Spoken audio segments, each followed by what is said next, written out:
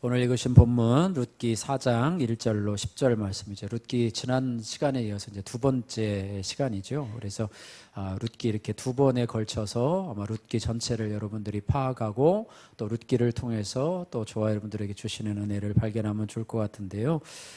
기업 물을 자로 사는 법이라고 하는 제목으로 함께 은혜를 나누기를 원합니다. 한번 따라해 볼까요? 기업 물을 자로 사는 법.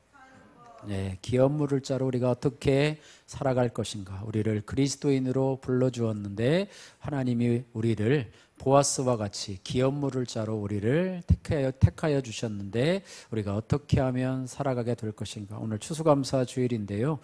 감사에 대한 본문이 아니고요. 그냥 일반 주일날 하던 본문을 택해서 설교를 하는데요. 우리가 굳이 감사 제목을 찾다면 하나님께서 우리로 하여금 이 땅에서 그냥 먹고 살고 평범하게 자신을 위해서 살아가는 삶이 아니라 기업 물을 자로, 히브리어로 얘기하면 고엘이죠. 고엘로 살아갈 수 있게 하신 하나님 앞에 감사합니다. 한번 따라해 볼까요? 기업 물을 자로 살아가게 하신 하나님 감사합니다. 히브리어로 한번 해볼까요? 고엘로 살아가게 하신 하나님 감사합니다. 사람들은요, 누구나 책임지지 않으려고 하는 그런 본능이 있습니다. 그래서 우리 타락한 본성 중에 하나인 것 같은데요, 책임을 지지 않으려고 하는 책임 회피 본능이 우리 마음속에 있습니다. 그래서 책임을 진다는 것은 어떤 것이냐면 시간을 들여야 하고 또 자원을 써야 하고 때로는 손해를 감수해야 하며 또 다른 사람의 짐을 져야 하기 때문이에요. 저도 우리 이제 운동하는 클럽이 있는데 이제 회장님이 바뀌면서 저보고 총무를 해달라고 벌써 1년이 되었네요. 총무를 해달라고 전화가 왔어요. 그리고 저의 의사도 물어보지 않고 무조건 나보고 해야 된다는 거예요. 총무를 해야 된다고. 근데 총무는 뭐 전반 살림을 다 맡아서 해야 되거든요. 근데 저는 이제 교회 일도 하고 또 직장 생활도 하고 두 가지를 해야 되기 때문에 전혀 엄두가 나지 않았어요. 그래서 저는 제가 웬만하면 성품이 좀 좋아가지고 거절을 잘 못하거든요. 근데 그때는 거절을 안 하면 큰일 나겠구나. 이거 잘못 맡았다가 이거 정신이 없겠구나. 막 여기도 뛰어다니고 저기도 뛰어다니고 막 이렇게 하고 저렇게 하고 또 때로는 뭐 욕도 먹기도 하고 뭐 잘못했다고 욕도 먹기도 하고 뭐 이러니 저러니 평가도 많고 막 그런데 어쨌든 제가 안 한다고 이렇게 막 고사를 했어요. 정말 내가 여태까지 거절해 본 것 중에 가장 강력하게 거절했던 것이 아닌가. 그걸 맡으면 물론 뭐 책임 회피에 대한 그런 부분도 있지만은요. 제가 뭐 일이 없었으면 당연히 제가 맡았으리라고 생각되는데 몇 가지를 다 할 수가 없어서 그냥 그거는 고사라고. 지금은 이제 다른 분이 이제 잘 맡아서 하고 계신데요. 그렇게 하고 있었습니다. 그래서 성경에 보아도요. 자기 회피하는 사람들이 있어요. 가인이 아우 아벨을 죽였을 때 네가 아우 죽였느냐라고 하자 내가 내 아우를 지키는 자니까라고 책임을 부인하고 회피합니다. 요나는 하나님의 명령을 받고 나서도 도망을 하는 그런 책임을 회피하죠. 아담과 하와는요, 죄를 짓고 나서 하나님 앞에 발각이 되자 서로에게 책임을 회피하는 그런 책임을 전가하는 그런 일을 합니다. 이런 마음들이 참 우리의 기본적인 마음인 것 같아요. 책임을 회피하고 또 자신에게 부담이 올 일을 피하고자 하는 마음이 누구나가 있는데 그러나 하나님의 사람들은요 이런 본능을 이기고 자신에게 주어진 사명의 자리를 붙드는 그런 사람입니다. 이런 사람이 바로 기업 물을 자요 고엘로서의 삶을 살아가는 자라 이렇게 말씀을 하고 있습니다. 룻기에 나타난 이 기업 물을 자는요 룻기의 핵심 주제 중 하나로 너무나 중요한 주제 가운데 하나입니다. 그래서 이 개념은 특별히 이 보아스를 통해서 예수 그리스도의 구속 사역에 연결되는 아주 중요한 신학적인 주제인데요. 이 고엘이라고 하는 단어, 기업을 부르다라고 하는 이 단어는요. 되찾다 혹은 무르다 혹은 속량하다 이런 의미를 가진 동사 가알에서 유래가 되었는데요. 이 기업을 부르다라고 하는 이 의미는 뭐냐면 가까운 친족이 가족의 소유권, 자유, 명예, 생명을 대신 회복하는 그런 일을 맡은 자 이런 것을 뜻하고 있습니다. 모세의 율법에는요, 이 기업 물을 자의 의무 세 가지가 나타나고 있는데 첫 번째는 뭐냐면 토지를 물을 책임을 가지고 있습니다. 레위기 25장 25절에 보면은요, 내 형제가 가난하게 되어 그의 소유 중에서 얼마를 팔았으면 그의 가까운 친족이 와서 그의 형제가 판 것을 물을 것이요. 무르다라고 하는 것이 고엘이라고 하는 뜻인데요. 다시 말하면 가족이 잃은 토지를 가까운 친족이 되찾아주는 그런 역할이 고엘이지요. 두 번째로는 형제의 아내를 통해서 자손을 잇는 책임입니다. 이것을 계대혼이라고 얘기를 하는데요.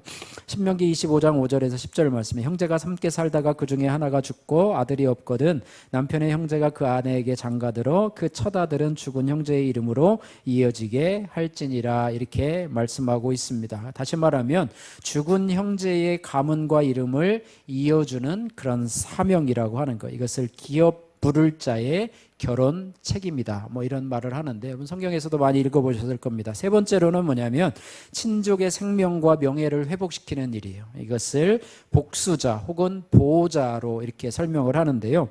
민수기 35장 19절에는 피를 흘리게 한 자를 죽일 자는 그 피를 흘린 자를 죽일 것이니 그는 피를 흘린 자를 죽일 때 자기 자신이 피 흘린 자가 될지니라 이렇게 말합니다. 다시 말하면 억울한 죽음을 당한 친족의 피를 대신 갚아주는 것 이것입니다. 이 세 가지를 종합하면은요, 기업 물을 자 고엘은요 생명과 가문과 재산과 명예를 지켜주는 총체적인 보호자라 이렇게 할 수가 있습니다. 그래서 오늘 읽어보셨던 이 룻기 4장 1절에서 10절 말씀을 통해서 이 보아스가 감당하고자 했던 기업 물을 자 고엘이라고 하는 것을 통해서 우리가 어떤 기업 물을 자로 오늘날 우리가 살아갈 것인가 이 부분을 생각해보고 진정한 기업 물을 자 또 참 고엘 되신 분이 바로 예수 그리스도시거든요. 그래서 그분은 어떤 모습으로 기업 물을 자의 사명을 감당하셨는가 이 부분을 우리가 살펴보면서 우리가 은혜를 함께 나누기를 원합니다. 세 가지로 살펴볼 텐데요. 첫 번째는 오늘 1절에서 4절 말씀에 우리가 기업 물을 자로 사는 방법은 한번 따라해 보세요. 영혼을 위한 기업 물을 자로 살라. 영혼 구원을 위한 혹은 영혼을 위한 기업 물을 자로 살라 이렇게 말씀하고 있습니다. 오늘 기업 물을 자의 주인공인요 이 보아스는요 이 베들레헴 출신의 유력한 지주예요. 아주 잘 사는 사람이고요.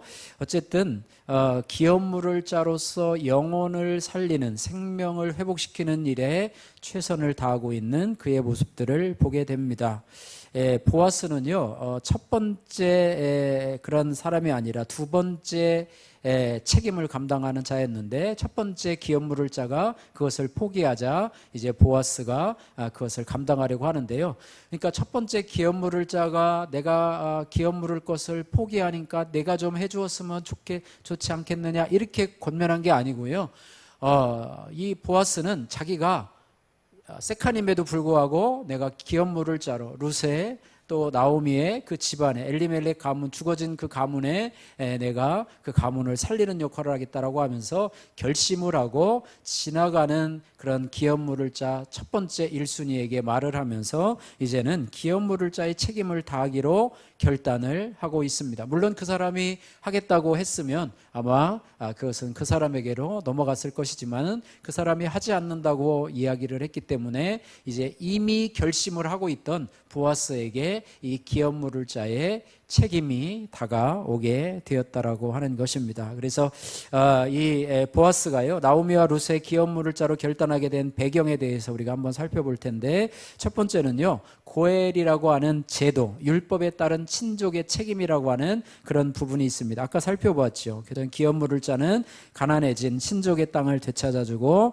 그 가문을 회복시키는 책임을 갖게 되는데 이러한 법적인 부분들도 아마 보아스에게는 원인이 되었으리 있으리라고 생각이 됩니다. 법적으로 자기가 해야 되니까. 그러나 떠밀고 싶은 마음도 있었을 거예요. 그러나 떠밀고 싶은 마음이 아니라 자기가 이를 감당해야 되겠다. 내가 룻을 책임져야 되겠다. 그 가문에 잃어버린 땅을 책임져 줘야 되겠다라고 하는 그런 마음을 미리 가진 것 같고, 두 번째는 룻의 신앙과 헌신의 감동을 받았기 때문에 내가 기업물을 자로 이제 살아가야 되겠다, 이렇게 이야기한 것입니다. 그래서 이 기업물을 자로 선택을 하기까지는요, 이 보아스가 룻에게 감동을 받았어요. 감동을 받았어요. 엘리멜렉이 이제 모압으로 이사를 가고 거기서 거하다가 이제는 흉년을 당하게 되고, 또 이곳에 풍년이 있다는 소식을 듣고 돌아왔는데, 과부 나오미와 모압 며느리 룻이 돌아왔는데, 보아스가 가만히 보니까 그 돌아온 며느리가 자기 집에 추수하는 곳에서 이삭을 주우면서 성실하게 그 시어머니를 봉양하는 모습을 보게 됩니다. 여러 가지 모습을 보면서 감동하게 되죠. 그러면서 룻기 2장 11절 12절 말씀에 이렇게 고백을 합니다. 룻기 2장 11절 12절 말씀 같이 한번 읽어보겠습니다. 한번 여러분, 여긴 본문에는 없지만은요, 여러분 화면에는 없지만 여러분 성경에 룻기 2장 11절 12절 우리 같이 한번 읽겠습니다. 보아스가 그에게 대답하여 이르되 내 남편이 죽은 후로 내가 시어머니에게 행한 모든 것과 내 부모와 고국을 떠나 전에 알지 못하던 백성에게로 온 일이 내게 분명히 알려졌느니라. 여호와께서 내가 행한 일에 보답하시기를 원하며 이스라엘의 하나님 여호와께서 그의 날개 아래 보호를 받으러 온 내게 온전한 상 주시기를 원하노라 하는지라. 아멘. 시부모를 공경하는 것, 시모인 이 나오미를 공경하는 것을 보면서 감동이 되어서 하나님의 이름으로 축복을 하지 않습니까? 그죠? 그래서 여호와께서 내게 행한 일에 보답하시기를 원하며 이스라엘의 하나님 여호와께서 그의 날개 아래 보호를 받으러 온 내게 온전한 상 주시기를 원하노라, 이렇게 합니다. 그러자 나오미가 내가 이제 타작마당에서 내가 그 보아스의 누운 발치에 가만히 가서 이불을 들고 누우라라고 하면서 부탁을 하자. 또 나오미 이 룻이 순종을 하고 그 모습을 본 보아스가 새벽에 깨어서 깜짝 놀라기보다는 오히려 그것을 바라보고 또 시어머니를 위해서 곡식을 데워다 주는, 그러니까 결국에는요, 그러한 것을 의무로 행한 것이 아니라 룻에 대한 사랑이 싹트고 있었다. 룻의 신앙에 대한 어떤 그런 감동이 되어서 이미 그 기업을 물을 자로 내가 헌신하겠다라고 하는 그런 생각이 있지 않은가, 이런 생각이 듭니다. 그래서 이것은요, 단순히 결혼하는 것이 아니고요, 단순히 그런 것이 아닌 그것을 뛰어넘어서 죽은 가문과 잃어버린 이름을 회복시키는 사명을 감당했다라고 하는 것입니다. 이는 뭐냐면 가문의 이름을 잇는 것이며 생명을 회복하는 사역이었다. 생명을 회복하는 사역이었다, 이렇게 말하고 있습니다. 그래서 보아스는 죽었던 가문을 일으킬 뿐만 아니라 죽었던 영혼들을 살리는 역할을 했다, 이렇게 말하고 있습니다. 그래서 우리의 사명도 바로 영혼을 살리는 사명이어야 되겠다, 이렇게 말씀하고 있습니다. 예수님의 사역도 바로 이 보아스의 역할에, 보아스의 이 사역으로 인해서 예표되는 그런 사역인데요, 예수님은 영혼을 위한 참된 기업물을 자이셨다고 하는 거예요. 그래서 예수님은 우리를 속량하신 참된 기업물을 자로 이 땅에 오셨다, 이렇게 말씀하고 있습니다. 히브리서 2장 17절 말씀에 그가 범사의 형제들과 같이 되심이 마땅하도다. 이는 하나님의 일에 자비하고 신실한 대제사장이 되어 백성들의 죄를 속량하려 하심이라, 이렇게 말씀하고 있습니다. 여러분, 속량은 뜻이 무엇이냐면 값을 지불하고 다시 사는 것이지요. 다시 말하면 기업물을 자와 동일한 의미라고 하는 것입니다. 그래서 어떤 값을 지불하셨느냐? 자신의 피를 지불하셨습니다. 자신의 피로 영혼을 물으셨다라고 하는 것입니다. 그래서 베드로전서 1장 18절에서 19절에 너희가 알거니와 너희 조상이 물려진 헛된 행실에서 구속된 것은 은이나 금같이 없어질 것으로 된 것이 아니요 오직 흠없고 점없는 어린 양 같은 그리스도의 보배로운 피로 된 것이니라 이렇게 말씀을 하고 있습니다. 그래서 저와 여러분들도요 이 예수님을 본받아서 우리도 영혼을 위한 기업물을 자로 부름을 받았다라고 하는 사실을 우리가 기억해야 할 것입니다. 고린도서 5장 18절에서 20절 말씀 보니까 하나님께서 우리에게 화목하게 하는 직분을 주셨으니 라고 말씀하면서 그가 우리에게 화목하게 하는 말씀을 부탁하셨느니라. 그러므로 우리가 그리스도를 대신하여 사신이 되어 라고 말씀하고 있습니다. 그래서 우리를 복음을 전할 사신으로 기업물을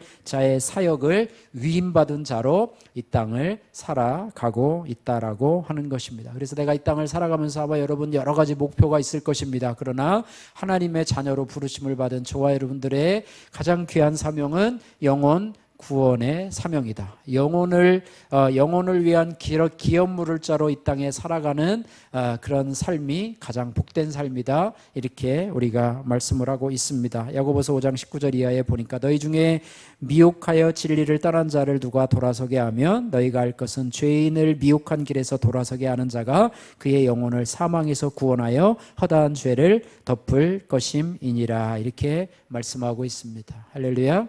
영혼 구원이라고 하는 기업물을 자로 이 땅을 살아가시는 그런 결단을 하는 저와 여러분이 되기를 원합니다. 영혼 구원이라고 하는 것은요, 우리가 왜 그 영혼 구원을 해야 되느냐? 영혼 구원이라고 하는 기업 무르는 것을 우리가 왜 해야 되느냐? 영혼 구원은 바로 하나님의 뜻이기 때문이라 이렇게 말합니다. 우리가 주님의 뜻이 뭡니까? 라고 기도하지만 영혼 구원하는 것이 주님의 뜻이에요. 디모데전서 2장 4절에 하나님은 모든 사람이 구원을 받으며 진리를 아는 데 이르기를 원하시느니라 라고 말씀하고 있고요. 또 영혼 구원은요, 예수님이 이 땅에 오신 목적이 바로 영혼 구원이라고 하는 거예요. 예수님이 이 땅에 왜 오셨느냐? 저와 여러분들을 구원하시기 위해서. 그죠? 자기 자신을 그래서 인자가 온 것은 섬김을 받으려 함이 아니라 도리어 섬기려 하고 자기 목숨을 많은 사람의 대속물로 주려 함이니라 이렇게 말해요. 그래서 우리의 삶도 영혼 구원을 위해서 섬김을 받는 삶이 아니고 다른 사람에게 인정받고 존경받고 칭찬받는 삶이 아니라 우리가 영혼 구원을 위해서 다른 분들을 섬기는 삶이 되어야 된다. 심지어는 자녀일지라도 우리 이웃의 어떤 사람일지라도 그 영혼을 구원하기 위해서는 예수님처럼 섬기는 삶을 살아가야 된다 이렇게 말씀하고 있고, 또 영혼 구원은 우리가 왜 해야 되면 우리에게 맡겨진 사명이기 때문에 그렇습니다. 마태복음 28장 19절 말씀에 그러므로 너희는 가서 모든 민족을 제자로 삼아 이렇게 말했습니다. 하나님의 대위임령이죠. 그래서 우리는 가까운 사람, 죽어가는 영혼들을 외면하지 말고 우리에게 기업 물을 책임이 있다는 사실을 기억해야 할 것입니다. 우리 주위에 믿지 않는 사람들이 있다는 것은 내가 저 영혼을 위해서 내가 책임을 감당해야 되는구나. 내가 안 해도 딴 사람이 전도하겠지. 내가 안 해도 뭐 그렇게 하면서 책임 회피하는 것이 아니라 나에게 맡겨주신 영혼, 하나님 제가 감당하겠습니다. 예수님처럼 섬김을 받으려고 하지 않고 저희를 섬겨서 생명을 구원하는 기업물을 자로서의 사명을 감당하겠습니다. 이런 은혜가 저와 여러분들의 있기를 주님의 이름으로 축복합니다. 두 번째로 기업물을 자로 우리가 살아가는 방법, 영혼 구원을 위해서 우리가 살아가는 방법은 뭐냐면 희생하고 값을 치르는 삶이라 이렇게 말하고 있습니다. 아까 섬김이라는 단어를 얘기했는데요, 섬김이라고 하는 것은 그저 그냥 일반적이에요. 그러나 섬김에는요 희생을 필요로 한다는 것입니다. 내가 희생을 해요. 내가 손해를 봐야 돼요. 내가 값을 지불해야 합니다. 값을 지불하고 그 영혼을 찾아와야 돼요. 예수님께서도 당신의 피값으로 우리를 사와서 당신의 자녀로 삼았듯이 우리도 이웃의 영혼을 구원하기 위해서는 값을 지불해야 된다. 가만히 있는데 구원받는 사람이 있으면 얼마나 좋을까요? 그죠? 감나무 밑에 가서 입을 벌리고 있는데 감이 뚝 떨어져가지고 들어가서 그냥 씹어서 씨만 뱉으면 얼마나 좋을까요? 어이구 권사님, 집사님, 내가 교회를 가고 싶은데 나를 좀 같이 좀 교회 가주면 얼마나 좋을까요? 라고 하면서 나한테 와주는 사람이 있으면 얼마나 좋을까요? 가끔씩 있죠, 그죠? 다른 사람이 수고와 헌신을 다 했는데 열매는 내가 맺는 경우가 있지 않습니까? 그러면 딱 데리고 가가지고 내가 전도해 오너라. 전에 서울에서 이게 초청주의를 했는데요.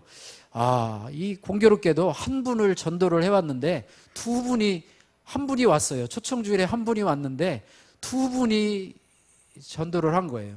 그분이 교회를 왔어요. 그런데 두 분이 와가지고 어이구 오셨냐고 해가지고 한 분 권사님이 와가지고 전도하신 분 왔다고, 또 다른 또 교구에 또 권사님이 와가지고 전도회 만들라고 그래요. 근데 이게 뭐 반을 나눠 가질 수도 없고, 그날따라 이게 막 통계가 서로 막 그렇거든요. 우리 교구에 몇 명 왔느냐 통계 있는데 이분하고 이분이 교구가 달라요.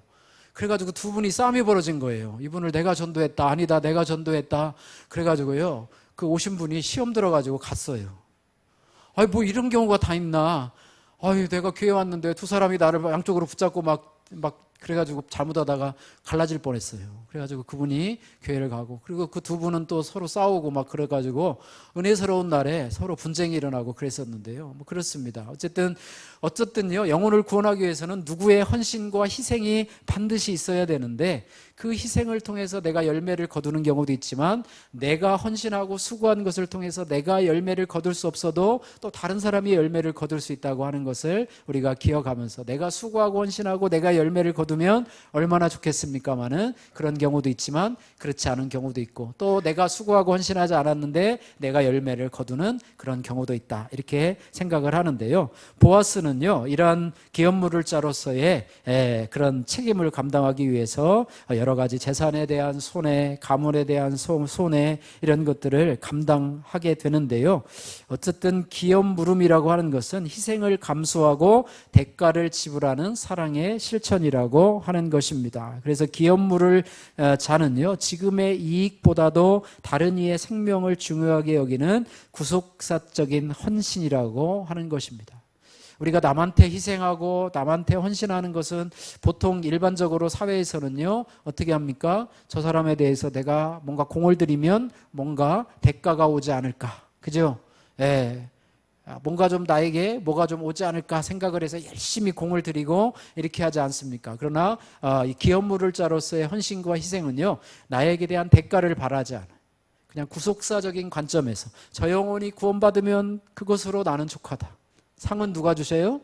하나님이 나에게 주시고, 나는 저 사람에 대해서 내 손해도 보고 희생도 하고 시간도 드리고 이렇게 하면서 하는 것은 이게 주님의 마음으로 하는 거예요. 예수님의 마음으로 하는 거예요.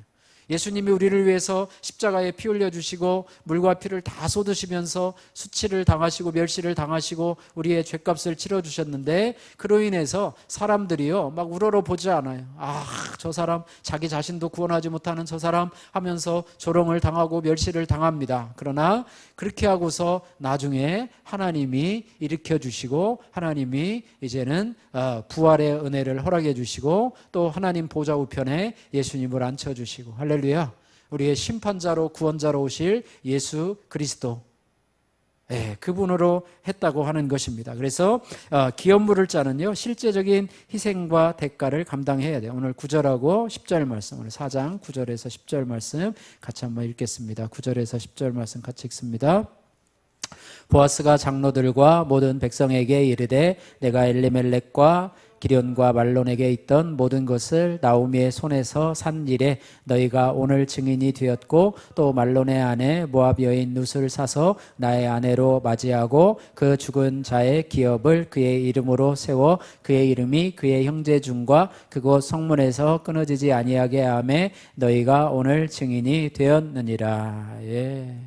그들이 이사가면서 빼앗겼던 땅을 이제는 보아스의 재산으로 그것을 다시 사는 거예요. 또 그 가문을 잇기 위해서 이제 또 뭡니까? 말론의 아내 모압 여인 룻을 사서 자신의 아내로 맞이하고 그 죽은 자의 기업을 그의 이름으로 세워서 그의 이름이 그의 형제 중과 그곳 성문에서 끊어지지 아니하게 하려고 하는 것입니다. 그러기 위해서는 재산적인 어떤 손해도 감수해야 되고 여러 가지 책임들을 감당해야 하는 것이 바로 이 기업물을 짜 이 보아스의 모습이라고 하는 것입니다. 예수 그리스도께서도요, 우리의 참된 고엘로 모든 대가를 치루어 주셨어요. 그래서 어떤 대가를 치러 주셨느냐? 자기를 비워서 종의 형체를 가지고 사람들과 같이 되어 주셨고, 자기를 낮추시고 죽기까지 복종해 주셨고, 결국에는 무엇입니까? 십자가에 죽어 주셨습니다. 그것이 바로 우리의 영혼을 기업 무르기 위한 당신의 어떤 희생의 값이라고 하는 것입니다. 또 고린도후서 8장 9절 말씀에는 부요하신 이로써 너희를 위하여 가난하게 되심은 그의 가난함으로 말미암아 너희를 부요하게 하려 하심이라. 이 섬김의 본질이잖아요. 내가 가난하게 됨으로 상대방을 부요하게 하는 거예요. 내 돈을 씀으로 인해서 상대방을 부요하게. 내 돈을 쓰면 누가 배불러줘야 되냐면 내가 배불러줘야 되는데, 내가 배부른 게 아니라 상대방이 배부르게 하는 것, 이것이 바로 진정한 희생이고 헌신이라고 하는 것입니다. 부모님들이 그러잖아요. 그죠? 옛날에 우리 부모님들은 자기는 못 먹어도 자녀들만 먹으면 자기는 배부르다. 아유, 나는 괜찮다 하면서 자녀들은 배불리 먹이고 이렇게 하면서 물 마시고 한 끼 때우고 뭐 이렇게 했던 그런 경험들이 있는데요. 예수님도 그렇게 하셨습니다. 부요하신 이로써 너희를 위하여 가난하게 되심은 그의 가난함으로 말미암아 너희를 부요하게 하십니다. 십자가에서 그렇게 고통을 당하시고 우리를 위해서 희생하신 것은, 그것은 바로 누구를 위함이라? 저와 여러분들을 위함이라, 이렇게 말하고 있습니다. 그리고 우리도 마찬가지로 이 고엘 기업물을 자로 희생과 헌신의 삶을 따라가야 되는데요. 여기에 대해서는 한 알에 썩어지는 밀알이 되라, 이렇게 말씀하고 있습니다. 요한복음 12장 24절에 하나의 밀이 땅에 떨어져 죽지 아니하면 하나 그대로 있고, 따라해 보세요. 죽으면 많은 열매를 맺느니라. 밀알을 심었는데 밀알이 그대로 있으면은요, 열매를 맺지 않아요. 썩어서 그 다음에 썩어져야 거기서 싹이 나고 해서 열매를 맺는 모든 것이 다 그렇지요. 그 씨앗을 심을 때 그 씨앗이 죽어져야지만이 새로운 생명이 거기서 나오게 되는데요. 그런 부분을 우리가 해야 됩니다. 그래서 내 시간, 물질, 자존심, 평판 이런 것이 희생되는 것 같지만 그것을 통해서 한 영혼이 살아나고 가문이 회복되며 하나님 나라의 확장이 이루어진다는 사실을 우리가 기억해야 합니다. 그래서 한번 따라해 보세요. 고엘은 손해를 감수합니다. 대가를 지불합니다. 그 결과 생명을 살립니다. 할렐루야. 여러분, 자선사업가로서요, 구제하는 사람으로서 그냥 상대방을 위해서 주는 것이 아니라 우리는 어떤 인생의 목표를 가진다고요? 영혼 구원의 목표를 가지고 내가 헌신하고 희생하고 손해를 감수하고 대가를 지불하면서 살아갈 때 그 영혼이 살아나는 역사가 우리에게 일어난다고 하는 사실을 우리가 기억해야 할 것입니다. 이것이 바로 우리가 지는 고엘의 십자가, 기업 물을 자의 십자가라고 하는 사실입니다.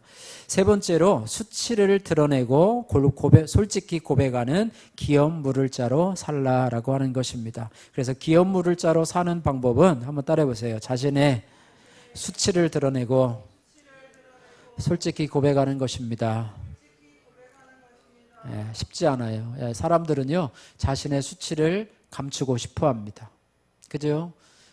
무덤에까지 나는 이것을 감출 거야 라고 하면서 비밀을 유지하죠. 그러나 저희들이 이제 우리들 교회 큐티 책을 접하고 간증을 접하고 또 우리 소그룹에서도 하면서 우리 자신을 오픈하는데 이제 지금 이제 뭐 거의 이제 초기 단계죠. 그죠? 그리고 뭐 양육 훈련하면서도 또 우리의 연약함을 또 고백하고, 저도 뭐 연약함을 고백하고, 뭐 아직도 다 고백하려면 참 시간이 많이 필요하긴 하겠지만 어쨌든 말씀의 감동을 따라서 또 성령의 감동을 따라서 또 그 말씀 앞에서 나 자신을 돌아보면서 자신의 수치를 고백을 하고 또 수치를 드러내는 그런 고백을 통해서 영혼이 살아나게 된다라고 하는 것입니다. 할렐루야. 보아스는요, 모압 여인 루스를 아내로 맞이하고 말론의 이름을 잇기 위해서 공개적으로 선언합니다. 그래서 오늘 1절 말씀 한번 같이 한번 읽겠습니다. 1절, 2절 한번 같이 한번 읽겠습니다. 1절, 2절. 보아스가 성문으로 올라가서 거기에 앉아 있더니 마침 보아스가 말하던 기업 물을 자가 지나가는지라. 보아스가 그에게 이르되 아무개여 이리로 와서 앉으라 하니 그가 와서 앉음에 보아스가 그 성읍 장로 10명을 청하여 이르되 당신들은 여기에 앉으라 하니 그들이 앉음에. 성문 1절에 보니까 보아스가 먼저 어디로 올라갔어요? 성문으로 올라갔다 이렇게 말하죠. 그래서 고대 도시에서는요, 이 성문이라고 하는 것은요, 공식적인 재판과 계약이 이루어지던 공적인 장소입니다. 그러니까 모든 사람이 모일 수 있어요. 거기에 장로들도 모였고 또 백성들도 모였고, 그래서 무슨 일이 있나 보아스가 무슨 일을 하려고 하는가 보다라고 하면서 많은 사람들이 모여서, 그러니까 공개적인 장소에서, 사람들이 보는 장소 앞에서 보아스는 자신의 선택을 숨기지 않고 공개적으로 선언을 합니다. 이방 여인 모압 여인 룻과 내가 결혼하겠다, 또 재산을 이전하겠다라고, 또 손해까지도 내가 숨기지 않고 장로들과 백성들 앞에서 솔직하게 고백하는, 이는 어떻게 보면 사람들에게 손가락질 당할 수도 있어요. 보아스는 아까 얘기한 것처럼 그 베들레헴의 유력한 자라고 그랬어요. 명예도 있고 재산도 있고 나름대로 존경을 받던 사람인데, 모압 여인, 모압은 그 당시에 이스라엘 백성들에게는 참 어떻게 멸시받는 민족이었고, 하나님께서는 모압 족속과 상종도 하지 말라라고 하는 그런 여인이었는데, 저 모압 족속, 과부된 모압 족속 이 여인과 결혼한대라고 하면서 얼마나 쑥덕쑥덕 하겠어요. 그죠?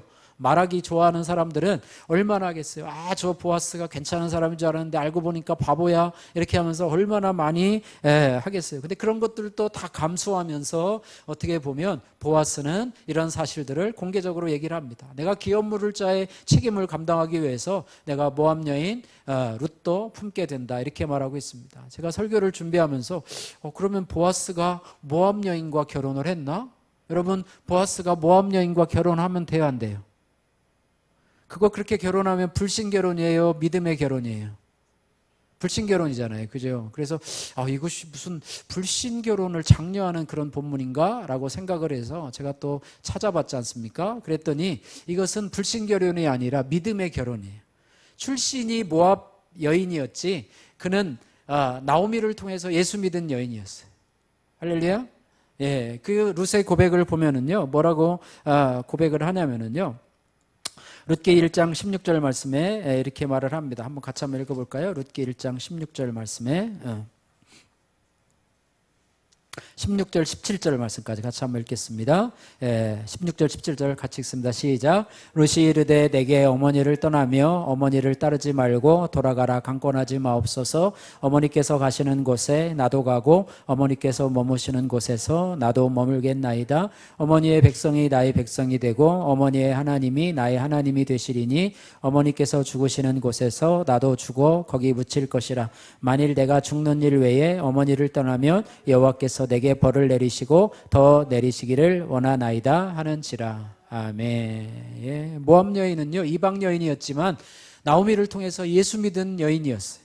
예수 믿은 여인이었어요. 그래서 모압 여인과 보아스가, 모압 여인 룻과 보아스가 결혼하는 것은 겉으로 볼 때는 불신결혼 같지만 불신결혼이 아니에요. 불신결혼이 아니라고 하는 사실입니다. 이것을 우리가 기억해야 될 것입니다. 그래서 이것은 신앙 안으로 들어온 여인과의 믿음의 결합이었다고 하는 것입니다. 그래서 이것은 보아스와의 결혼은 믿음 안에서 결혼이었고, 룻기의 메시지는 불신결혼을 허용하려는 것이 아니라 구속사의 확장을 말한다고 하는 거예요. 다시 말하면 룻기의 핵심은 뭐냐면 하나님의 언약이 이스라엘을 넘어서 모든 민족에게 열려 있다는 것을 말씀하고 있습니다.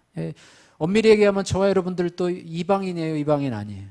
이스라엘 민족만 하나님의 택하신 백성이에요. 나머지는 다 이방 사람이에요. 근데 이방인 저와 여러분들에게도 복음이 전해져서 예수님을 믿는 하나님의 백성이 되었다고 하는 거예요. 룻도 마찬가지예요. 모압 여인이었지만은 하나님을 믿고 신앙을 가졌던, 그래서 이제 신앙의 아브라함의 믿음의 계보로 이제는 왔던 그런 사람이었다고 하는 것입니다. 성경에 보면은요, 이방 출신이라도 하나님은 믿음을 가진 자들을 받아주시고 그리스도의 계보에 올리시는 것을 보게 됩니다.